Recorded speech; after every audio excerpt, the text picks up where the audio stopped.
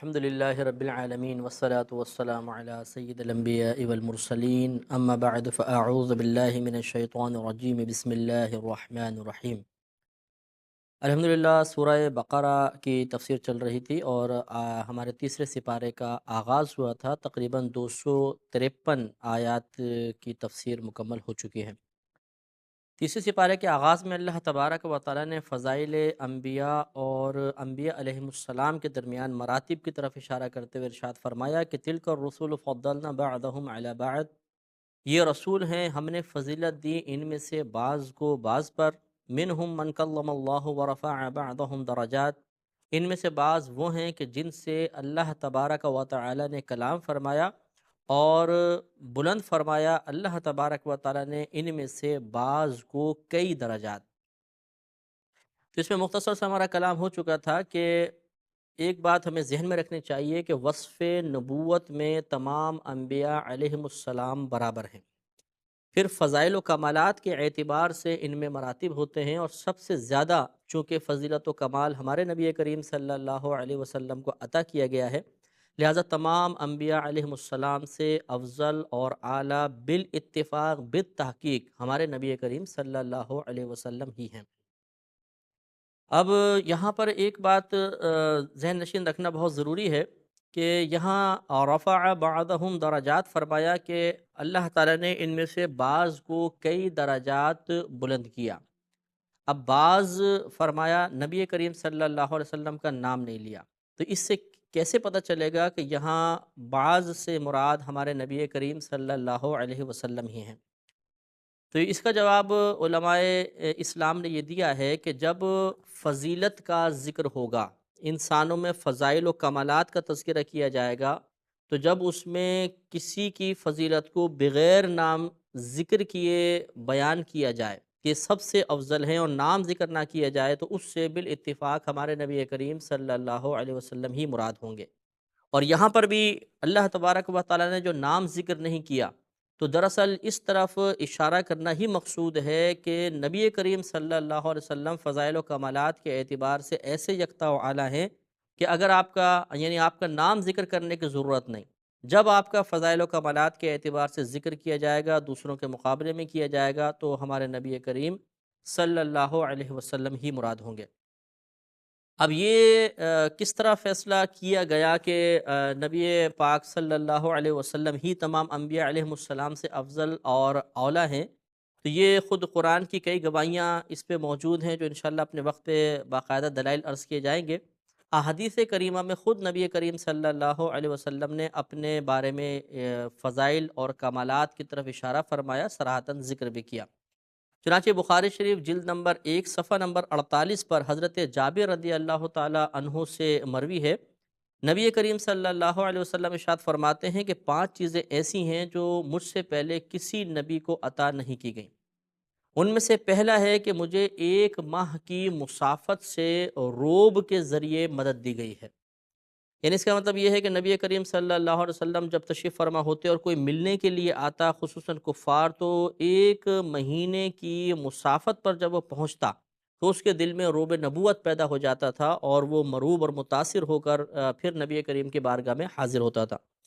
دوسرا یہ کہ ارشاد فرمایا کہ تمام روئے زمین کو میرے لیے مسجد اور باعث طہارت بنا دیا گیا، یعنی اس پر ہم نماز پڑھ سکتے ہیں،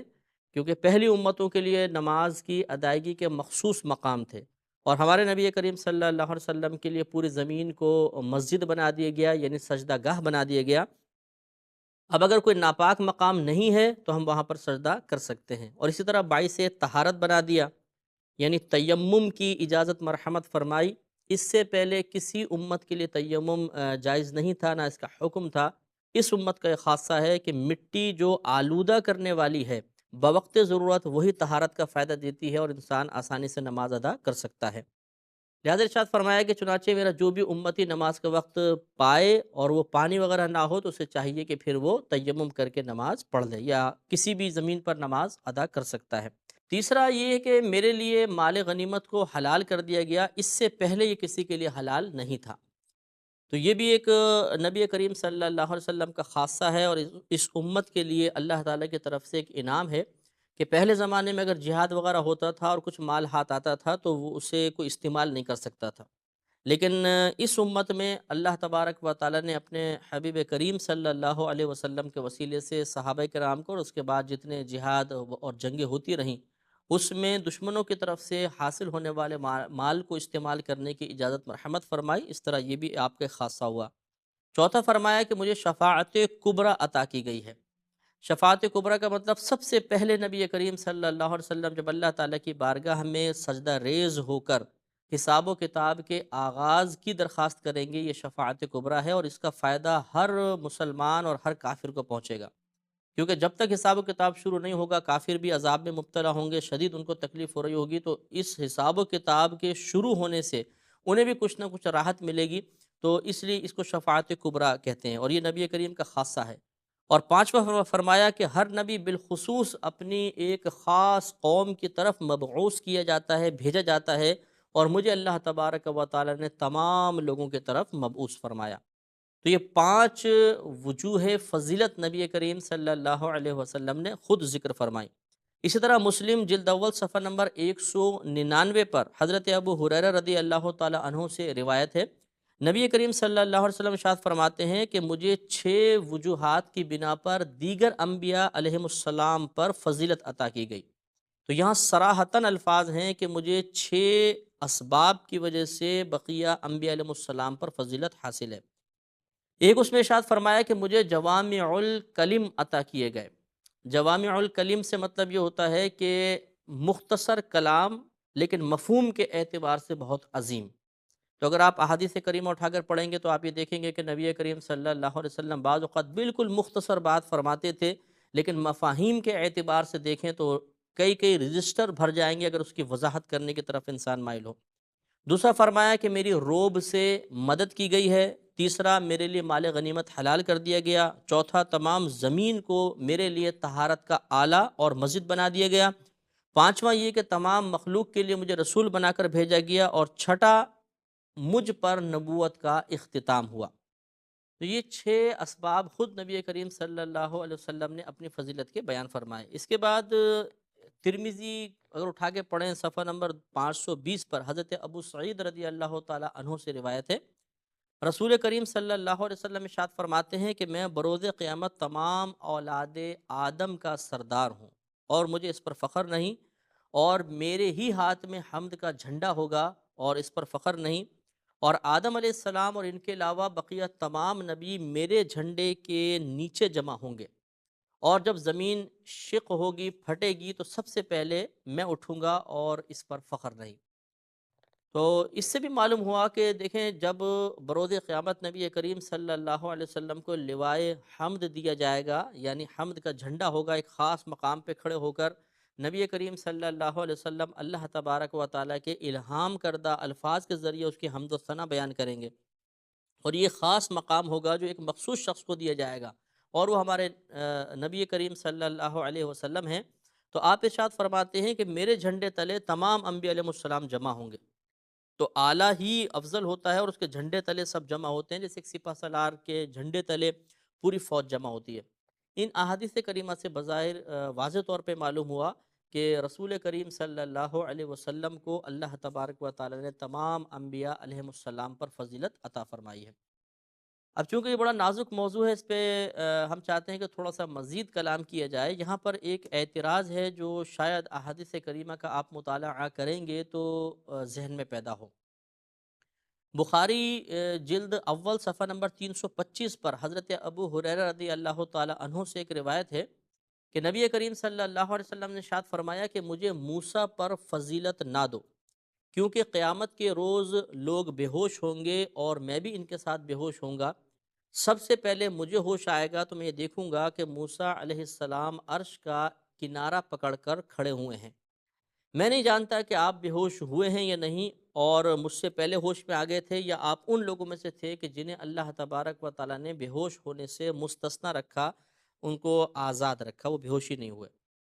تو اس سے بظاہر ایسا محسوس ہوتا ہے کہ موسیٰ علیہ السلام نبی کریم صلی اللہ علیہ وسلم سے افضل ہیں، اور خود آپ نے اس کا اقرار فرمایا۔ اور یہاں جو پیچھے احادیث کریمہ ہے کہ مجھے انبیاء علیہ السلام پر 6 وجوہات کی بنا پر فضیلت دی گئی، اور پھر میدان محشر میں تمام انبیاء علیہ السلام کا آپ کے لواء یعنی جھنڈے کے تحت جمع ہو جانا، یہ آپ کی فضیلت کی طرف اشارہ کر رہا ہے، تو اس میں ایک تعارض پیدا ہو گیا۔ تو اعتراض یہی ہے کہ جب آپ نے یہ احادیث کریمہ فضائل سے متعلق بیان کی ہے، تو ایک ایسی بھی حدیث ملتی ہے کہ جس میں خود نبی کریم صلی اللہ علیہ وسلم نے موسیٰ علیہ السلام کی خود پر فوقیت کو واضح فرمایا۔ اس کا جواب یہ دیا گیا، یاد رکھیں کہ ہمارے نبی کریم صلی اللہ علیہ وسلم کو جو علوم من جانب اللہ عطا کیے گئے وہ بتدریج عطا کیے گئے، آہستہ آہستہ۔ ایسا نہ ہوا کہ تمام چیزیں ایک ساتھ آپ کو عطا کر دی گئی۔ تو یہ آپ کو 6 وجوہات کی بنا پر انبیاء علیہ السلام پر فضیلت کا حاصل ہونا، اس کے علاوہ میدان محشر میں جو آپ کی عظمت اور جو آپ کے فضائل و کمالات ظاہر ہوں گے ان سے متعلق معلومات، یہ بھی آپ کو بتدریج عطا کی گئی۔ لہٰذا علماء نے ارشاد فرمایا کہ یہ جو موسیٰ علیہ السلام والی حدیث جو نبی کریم نے خود بیان فرمائی، یہ دراصل اس وقت کا کلام ہے جب آپ کو آپ کی فضیلت سے متعلق مکمل علم نہیں دیا گیا تھا۔ تو آپ نے یہ ارشاد فرمایا، اس کے بعد پھر جب آپ کو وہ علوم حاصل ہوئے تو آپ نے تمام انبیاء علیہ السلام پر اپنی فضیلت کو واضح فرما دیا۔ یہاں پر ایک اور اعتراض بھی ہے، بخاری جلد اول صفحہ نمبر 325 پر ہی حضرت ابو سعید خدری رضی اللہ تعالیٰ عنہ سے روایت ہے کہ نبی کریم صلی اللہ علیہ وسلم نے فرمایا کہ انبیاء میں کسی کو فضیلت مت دو۔ اب بظاہر ایسا لگتا ہے کہ آپ نے فرمایا کہ کسی کو فضیلت مت دو تو ایک دوسرے پہ فضیلت دینا ممنوع ہونا چاہیے، حالانکہ خود قرآن یہ بیان فرما رہا ہے، اور خود نبی کریم کی احادیث سے ثابت ہوا کہ آپ نے بیان فرمایا کہ مجھے 6 اسباب کی بنا پر انبیاء علیہ السلام پر فضیلت حاصل ہے، تو یہ بظاہر ٹکراؤ ہے۔ اسی طریقے سے ایک اور روایت بخاری کی ہی جلد اول صفحہ 325 پر ہے، اور حضرت ابو ہریرہ رضی اللہ تعالیٰ عنہ اس کے راوی ہیں۔ آپ نے ارشاد فرمایا کہ مجھے موسیٰ پر فضیلت مت دو۔ اس سے بھی یہ معلوم ہوا کہ آپ نے موسیٰ علیہ السلام پر ایک نبی پر فضیلت دینے کو منع فرمایا ہے۔ اس کا جواب دیتے ہوئے علامہ بدر الدین عینی عمدۃ القاری شرح صحیح بخاری جلد نمبر 12 صفحہ نمبر 251 پر ارشاد فرماتے ہیں، اور 6 آپ نے اس کے جواب علماء فقہا کی طرف سے نقل فرمائے ہیں،